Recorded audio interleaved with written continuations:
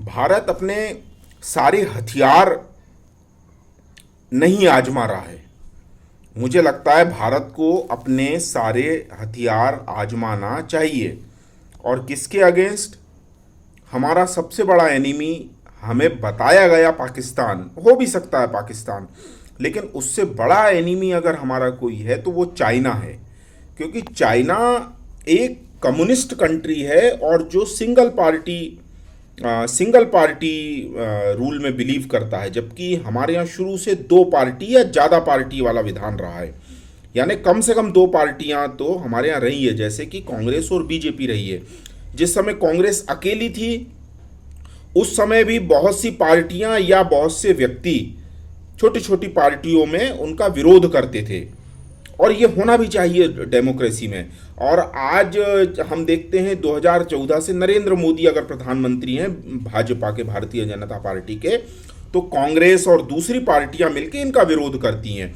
पक्ष और विपक्ष दोनों होना बहुत जरूरी है। या तो एक पार्टी का पक्ष हो सकता है और एक पार्टी का विपक्ष हो सकता है, या कई पार्टी से मिलकर एक पक्ष हो सकता है और कई पार्टी से मिलकर एक विपक्ष हो सकता है। ये दोनों होना बहुत जरूरी है। लेकिन चाइना की थॉट प्रोसेस इससे जस्ट अपोजिट है। निश्चित चाइना को पिछले 3-4 दशक में आर्थिक तौर पर उनको बहुत बड़ी कामयाबी मिली है, और उन्होंने अपने कम से कम 70-80 करोड़ लोगों को जो गरीबी रेखा में थे उनको पुशअप किया है, ऊपर खींचा है, निम्न या तो मध्यम वर्ग में या उच्च आय वाले वर्ग में उनको लेके आए। लेकिन इसके बाद भी कहीं ना कहीं हमें लगता है कि जो आज़ादी भारत में लोगों के पास है, बोलने की आज़ादी, वोट देने की आज़ादी, अपनी भावनाएं या गुस्सा ये सब इजहार करने की, मान लीजिए मुझे मोदी पसंद नहीं है तो मैं हाय हाय मोदी भी कर सकता हूं, और जो भी कानून सम्मत जो भी चीज़ें अगर हमारे पास है वो हम कर सकते हैं। लेकिन चाइना में अगर हम ये देखें तो ये चीज़ नहीं है। और चाइना अपनी इस एरोगेंसी का बेजा इस्तेमाल करता है भारत के खिलाफ। भारत में मुस्लिम अपीजमेंट शुरू से हमारे यहाँ परेशानी का सबब रहा है। तो इतना पैसा भी यहाँ पर आता है, जितनी भी एंटी इंडिया लॉबी है, एक ही नहीं है सिर्फ ये कि एक ही मुस्लिम पक्ष ही है ये इनको आंदोलन के लिए बैठा था। हमारे यहाँ बहुत सी प्रॉब्लम है।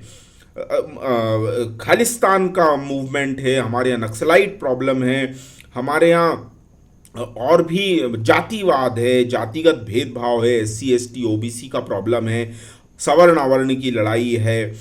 उधर ब्राह्मणों में, सवर्णों में उधर एक अलग ही नफरत नहीं कहना चाहिए, एक अलग ही एक ऐसी भावना आ जाती है कि सब कुछ करते हुए भी अगर हमें जॉब नहीं मिलती है या हमें अवसर नहीं मिलते तो एक तरह का क्षोभ आ जाता है मन में। तो ये बहुत सी तमाम तरह की परेशानियां। एक अलग परेशानी रेस्ट ऑफ द इंडिया की फेस करता है हमारा नॉर्थ ईस्ट इंडिया हमारा एक अलग तरह से रेस्ट ऑफ इंडिया की से फेस करता है। जो फेशियल उनके डिस्क्रिमिनेशन के बेसिस पे जो उनके छोटी आंखें होती हैं या नाक या इस तरह का नैन नक्श जो है वो अलग से पहचान लिया जाता है कि ये मतलब उनको चाइनीज़ कह के हमारे यहाँ चिढ़ाया जाता है दिल्ली और अदर पार्ट में। तो ये सारी परेशानियां चाइना बखूबी समझता है। मेरा सवाल ये है कि हम भी तो समझते हैं ना चाइना की इतनी परेशानियां हैं, हम क्यों नहीं चाइना की परेशानियों में थोड़ा सा बांस तो करना है हमें। हमारे पास इतना बड़ा हथियार है, हमारी मुंबई की हमारी फिल्म संस्कृति, हमारी सॉफ्ट पावर इतना बढ़िया, इतना शानदार, इतना बेतोड़ हथियार है, हम क्यों नहीं अपने हथियारों का इस्तेमाल करते हैं। हमें भी चाहिए कि हमारी फिल्मों में हम वो मुद्दे उठाएं जो चाइना को तिलमिला दें। हम क्यों, किसका हम इंतज़ार कर रहे हैं। चाइना हमारा कभी सगा नहीं हुआ है, निश्चित मान के चलिए ऐसा कोई सगा नहीं जिसे चाइना ने ठगा नहीं। और चाइना से अच्छे की उम्मीद आप छोड़ दीजिए, आप कितना ही अच्छा काम कर लीजिए, उसके गलबैयाँ डाल लीजिए, वो पिछवाड़े में आके आपके सिर पे आके आपको मारेगा, चोट पहुंचाने की पूरी कोशिश करेगा, और एक भी मौका नहीं छोड़ेगा कि जो आपको तकलीफ ना हो, चाहे वो डोकलाम हो, लद्दाख हो, पाकिस्तान के थ्रू हो, हमारे यहाँ की एंटी इंडिया हो, या मुस्लिम लॉबी हो, या खालिस्तान हो, प्रो खालिस्तानी लोग हों, या नक्सलाइट मूवमेंट हो, या अगर हमारे यहाँ अगर नॉर्थ ईस्ट इंडिया के लोगों में अगर इंडिया एंटी इंडिया भावनाएं तो वो भड़काना हो, तमाम तरह की प्रॉब्लम हो सकती हैं जो चाइना करेगा और करता है और करता आएगा। इसमें आप ये समझ लीजिए कि जाति के नाम पर जो एक भीमतावादी आंदोलन, अंबेडकरवादी आंदोलन जो खड़े किए जा रहे हैं, अगड़े और पिछड़े, सवर्ण और अवर्ण में जो भेद किए जा रहे हैं, वो सब चाइना करेगा। आपको ये नहीं देखना है कि चाइना क्या कर रहा है, आपने ये देखना है आप चाइना को कितना मार सकते हैं। आप चाइना को जितना मारेंगे चाइना उतना सीधा रहेगा। निश्चित आपको मारना ही पड़ेगा, ये मारने की मानसिकता आपको तैयार करना पड़ेगी।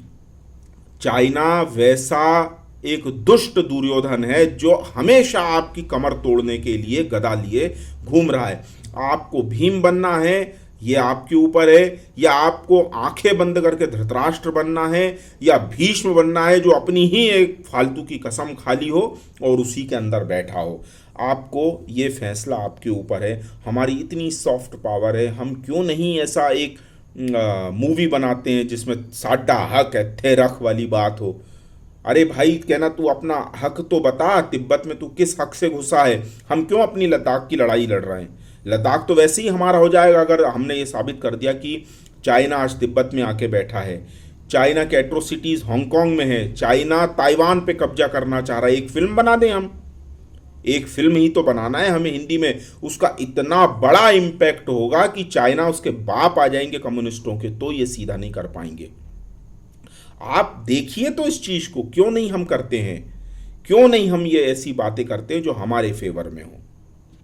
और सपोर्ट करो दोस्तों, बहुत सपोर्ट की ज़रूरत पड़ती है। 9200114611 ये मेरा मोबाइल नंबर है। इसी पे आप यूपीआई के माध्यम से सपोर्ट कर सकते हैं। और यूट्यूब पर मैंने डिटेल दे दी है, वहाँ पे आप सपोर्ट कर सकते हैं। लोगों के पास लाइक शेयर कमेंट के लिए करो, आप शेयर करो दोस्तों। बहुत मेहनत लगती है कंटेंट के ऊपर अपडेट रहने में। छोटी छोटी बातें हैं और इस आप छोटे से शेयर करेंगे, कमेंट करेंगे, लाइक करेंगे, छोटा छोटा सहयोग करेंगे तो एक बड़ा कारवा बनता है।